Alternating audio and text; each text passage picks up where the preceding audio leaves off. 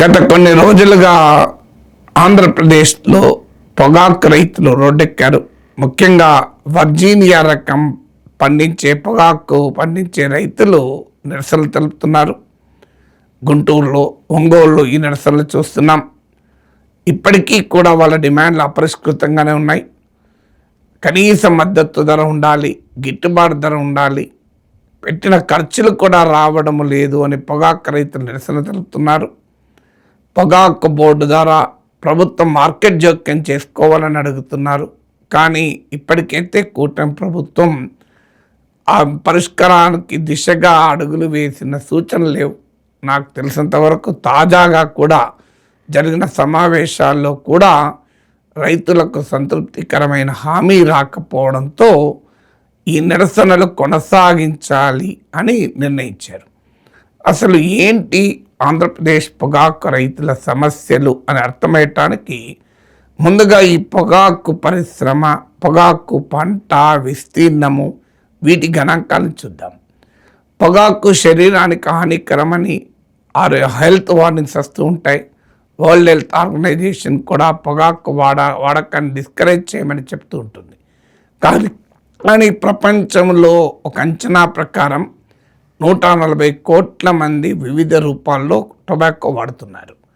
మన దేశంలో కూడా 27 to 28 crores ప్రజలు వివిధ రూపాల్లో సిగరెట్లు, బీడీలు, పాన్ పరాగ్ లేదా నమలడం ఇలా అనేక రూపాల్లో పొగాకు కన్జ్యూమ్ చేస్తున్నారు. దేశం మొత్తం మీద మీకు పండించేటువంటి పొగాకు విస్తీర్ణంలో 20% ఆంధ్రప్రదేశ్లోనే పండిస్తారు. ముఖ్యంగా గుంటూరు, ప్రకాశం, నెల్లూరు, ఈవెన్ కొన్ని గోదావరి జిల్లాలోని కొన్ని ప్రాంతాల్లో కూడా ఈ పొగాకు పండిస్తూ ఉంటారు. సో ఆంధ్రప్రదేశ్లో పొగాకు రైతులు వేలల్లో ఉంటారు. మీ గతంలో పొగాకు రైతులు, పత్తి రైతులు ప్రధానంగా ఆత్మహత్యలు చేసుకున్న రైతులు అని పేరు వస్తే మీకు పత్తి రైతులు, పొగాకు రైతులదే చర్చ వచ్చేది. సో ప్రకాశం జిల్లాలో, ఉమ్మడి ప్రకాశం జిల్లాలో పొగాకు రైతుల ఆత్మహత్యల గురించి నేను సుమారు 30-40 years క్రితం కూడా రాశాను. నాకు ఇప్పటికి గుర్తు 86-87 ఆ ప్రాంతంలో కూడా నేను వెరీ యంగ్ జర్నలిస్ట్గా ఉన్న రోజుల్లో జస్ట్ 20sలో ఉన్నప్పుడు కూడా ప్రకాశం జిల్లాలో పొగాకు రైతుల ఆత్మహత్యల పైన రాశాను. సో అంతటి చరిత్ర ఉంది పొగాకు రైతుల కష్టాలకు. మన దేశం మొత్తం మీద పండించే పొగాకు విస్తీర్ణంలో 20% ఉంటారు కనుక Andhra Pradesh is one of the very important tobacco producing state. ఇప్పుడు టొబాకో బోర్డు అధికారుల అంచనా ప్రకారం ఆంధ్రప్రదేశ్లో ఈసారి 232 మిలియన్ కిలోస్, ఒక 10 లక్షలు, మిలియన్ అంటే 10 లక్షలు, 232 మిలియన్ కిలోస్ టొబాకో పంట పండింది అని అంచనా. సో ఈ టొబాకో నుంచి ప్రభుత్వాలకు కూడా భారీగా పన్నులు వస్తాయి. ఎందుకంటే దీన్ని సిన్ గూడ్స్గా వర్గీకరించి అత్యధిక జిఎస్టీ వడ్డిస్తారు. ఇప్పుడు సిగరెట్, పాన్ పరాగ్, అలాగే మీకు చూయింగ్ టొబాకోల పైన ఇటీవల జిఎస్టీని 40%కు పెంచారు. మీకు బీడీల పైన 18% ఉన్నట్టుంది, కానీ మిగతా అత్యధికమైన టొబాకో ప్రొడక్ట్స్ పైన 40% ఉంటుంది. ఇది కాక కంపెన్సేషన్ సెస్ అని ఇలా రకరకాల అడిషనల్ డ్యూటీస్ కూడా ఉంటాయి. మొత్తం మీద ప్రభుత్వానికి సుమారు 90,000 కోట్ల నుంచి 1,00,000 కోట్లు, 90,000 to 1,00,000 crore revenue tobacco products నుంచి వస్తుంది. అసలు మొత్తం ట్యాక్స్ రెవెన్యూస్లో అరౌండ్ 2% వరకు కూడా టొబాకో కంట్రిబ్యూట్ చేస్తుంది కూడా. మీకు ఆ స్థాయిలో మీకు భారీగా వస్తుంది. సో అందువల్ల మామూలు రెవెన్యూ కాదు టొబాకో నుంచి వచ్చేది. సో అందువల్ల ఇంత భారీగా రెవెన్యూ వస్తుంటే మరి రైతుల విషయంలో ప్రభుత్వాలు ఏం చేస్తున్నాయి? ఇవాళ పొగాకు రైతులు ఏం అడుగుతున్నారు? మాకు 1,000 కోట్లు మీరు టొబాకో బోర్డుకో, లేదా టొబాకో రైతుల సొసైటీలకో, లేదా స్టేట్ ట్రేడింగ్ కార్పొరేషన్కో, మార్క్ఫెడ్కో మీరు అడ్వాన్స్గా ఇవ్వండి. అది ఆ అడ్వాన్స్ నబార్డు ద్వారానో రాష్ట్ర ప్రభుత్వం ఇస్తే వాళ్ళు పొగాకు ఆ డబ్బులతో పొగాకు కొంటారు. తర్వాత ఈ మార్కెట్ జోక్యం వల్ల ధర స్థిరీకరించబడుతుంది. తర్వాత ఆ పొగాకును అమ్మి వాళ్ళ అప్పు తీరుస్తారు అని. ఎందుకంటే ఈ టొబాకో బోర్డు చేయాల్సిన పని కూడా అదే. ఎందుకంటే మార్కెట్లో రైతులు అన్యాయం కాకూడదు కనుక ఈ మార్కెట్ జోక్యం అనే స్కీమ్ వచ్చింది. ఎందుకంటే ఇవాళ రైతులు చెప్తున్నది ఏంటంటే కిలో 260 రూపీస్ లేకుండా, కిలో 260 రూపాయలు లేకుండా గిట్టుబాటు కాదు అని. ఇవాళకి కూడా బిలో 200 ముఖ్యమంత్రి చంద్రబాబు నాయుడు 200 అష్యూర్ చేశారు. ప్రభుత్వం అష్యూర్ చేసింది కూడా పండించడానికి అయ్యే ఖర్చు కూడా రాదు. ఇవాళ రైతులు అడుగుతున్నది ఏంటంటే కనీసం ఒక 360 రూపీస్ పర్ కేజీ ఇస్తే తప్ప మాకు వర్కౌట్ కాదు అని. ఎందుకంటే పంట పండించడమే కాదు, రవాణా ఖర్చులు ఉంటాయి. కాస్త కొనుగోలు లేట్ అయితే క్వాలిటీ పడిపోయి రేట్ ఇంకా పడిపోతుంది. మీకు లాస్ట్ ఇయర్ సగటున 280 రూపీస్ పర్ కేజీ వస్తే ఈసారి ఇంకా బాగా పడిపోయిందని ఇప్పుడైతే నేను ఈ వీడియో చేసే సమయానికి తెలుసుకుంటే బిలో 200 పర్ కేజీ వస్తుందని. సో ఎవరైతే ధర కాస్త మీకు బిలో 200 రూపీస్ అంటే ఎంత దారుణంగా చూడండి. అంటే ప్రతి కిలో పొగాకు పంట పైన కనీసం 60 నుంచి 70 రూపాయలు రైతు నష్టపోతున్నాడు. లాభాలు కాదు, పెట్టిన ఖర్చులకు కూడా రాని పరిస్థితి. సో దీనికి పెట్టిన ఇన్ఫ్రాస్ట్రక్చర్ అదంతా కూడా లాసే. అందుకే పొగాకు రైతులు రోడ్లెక్కుతున్నారు. రాజకీయాలకు అతీతంగా పొగాకు రైతులు రోడ్లెక్కుతున్నారు. ఇటీవల ఒంగోలులో భారీగా ట్రాక్టర్లతో, మోటార్ సైకిళ్లతో పొగాకు రైతులు అనేక సంయుక్త కిసాన్ మోర్చా నాయకత్వంలో, రైతు సంఘాల నాయకత్వంలో మీకు భారీగా ప్రదర్శన కూడా చేశారు. సో ఎందుకు ఈ ఆందోళన వ్యక్తమవుతుంది అంటే కనీసం మాకు పండించిన పంట ఖర్చు కూడా వెళ్ళడం లేదు, రావడం లేదు అన్నది ఆవేదన. ఎందుకు మరి ఇప్పటి వరకు అసలు మీకు ఆశ్చర్యంగా ఉంటుంది. సగం నియర్లీ 50% ఆఫ్ టొబాకోను నో బిడ్స్ అంటూ కంపెనీలు ఆక్షన్కి అనుమతించడం లేదు. అంటే ఇది క్వాలిటీ బాగలేదన్న పేరిట 50% పొగాకు అంటే రైతులు తెచ్చిన పొగాకు పంటలో 50% రిజెక్ట్ చేస్తున్నారు. ఇటీవల ఈ పోరాటాల తర్వాత కాస్త మెరుగైందని అంటున్నారు.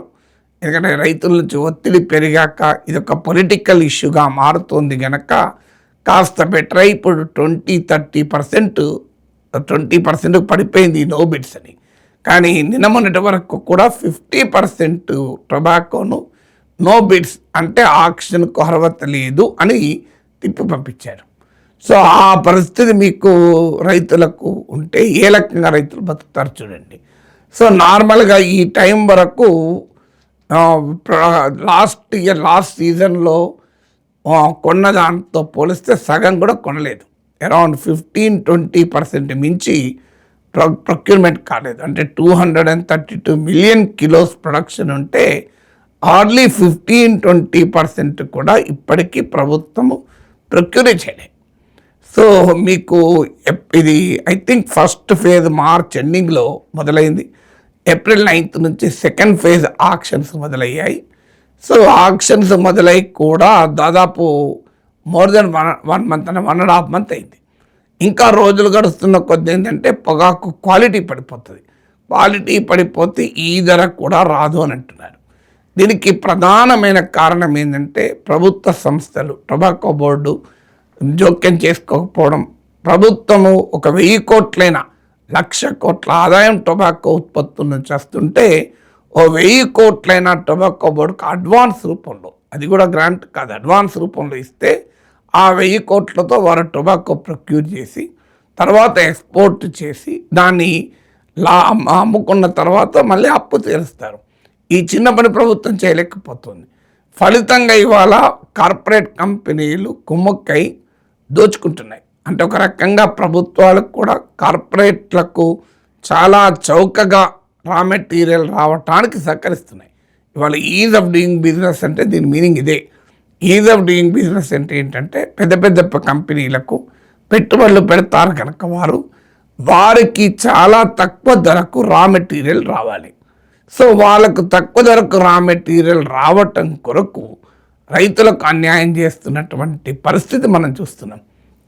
ఇది అన్ని రంగాల్లోనూ ఉన్న ధోరణి. ఇప్పుడు మీకు ఇనుప ఖనిజం గనులు ఇచ్చి ప్రైవేట్ కంపెనీలకు మీకు 500 రూపాయలు ఖర్చు పెడితే రా మెటీరియల్ వచ్చేస్తుంది. అదే మీకు విశాఖ స్టీల్ ప్లాంట్ 5,000 6,000 పెట్టి రా మెటీరియల్ కొనాలి, 10 టైమ్స్ ఎక్కువ కొనాలి. అలాగే ఇక్కడ పొగాకు రైతులకు తక్కువ ధర వస్తుందంటే అర్థం ఏంటి?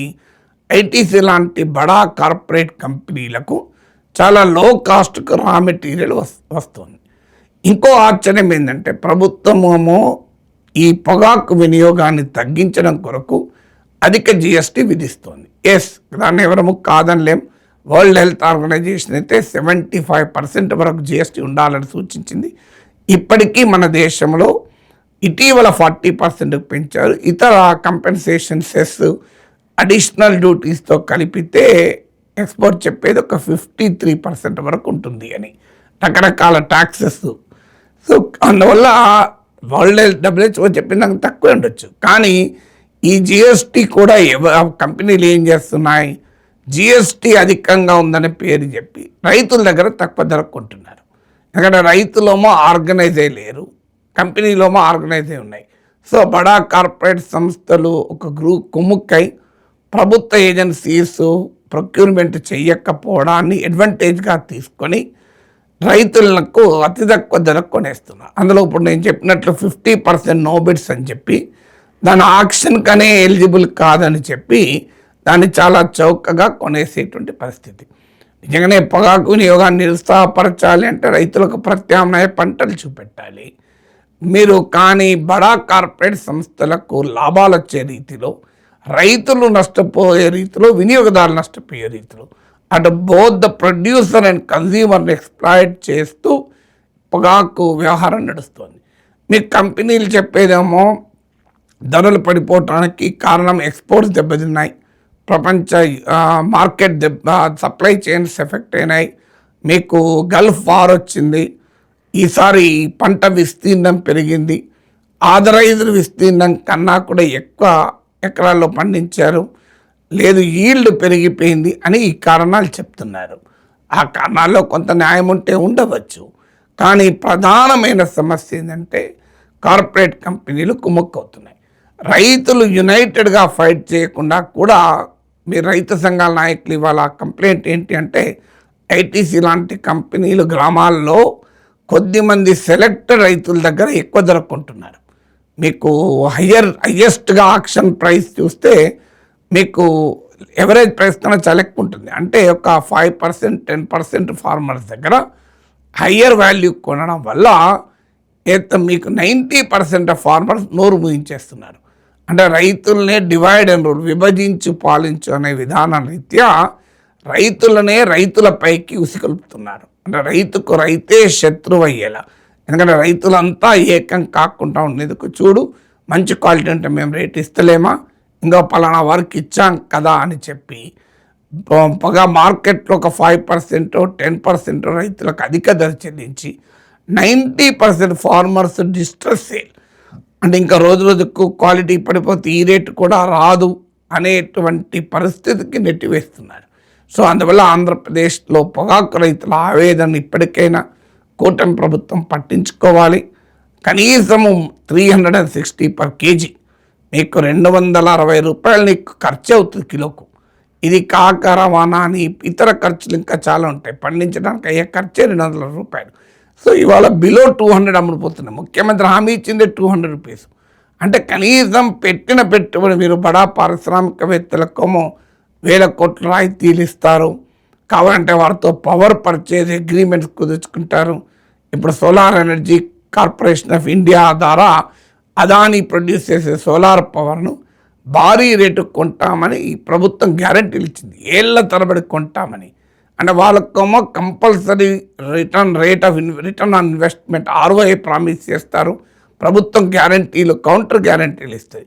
కానీ పొగాకు కష్టపడి పండించిన రైతుకు మాత్రం ఈ గిట్టుబాటు ధర విషయంలో గ్యారంటీ ఉండదు. వాళ్ళ లాభాలు ఏం అడుగుతలేరు, మేము పెట్టిన ఖర్చులను రావాలి కదా, లేకపోతే వ్యవసాయం ఎలా చేసుకోవాలని అడుగుతున్నారు.